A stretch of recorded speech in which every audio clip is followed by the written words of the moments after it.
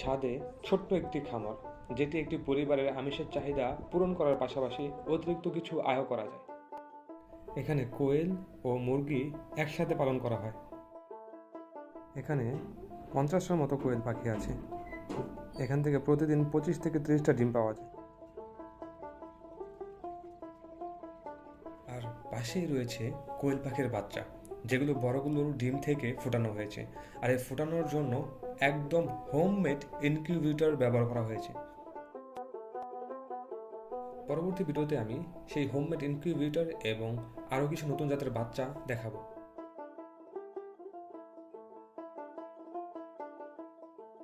এখানে যে মুরগিগুলো আছে এগুলো একদম বাচ্চা ছিল।